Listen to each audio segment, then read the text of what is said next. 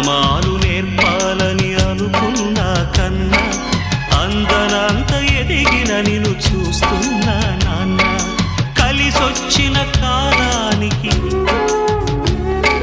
నడిచొచ్చిన కొడుకుకి, కలిసొచ్చిన కాలానికి నడిచొచ్చిన కొడుకుకి స్వాగతం చెబుతున్నా. నేనే పసివాణ్ణై నీ నీడ చేరుకున్నా. జీవితాన ప్రతి పాఠం చేరే అనుకున్నా.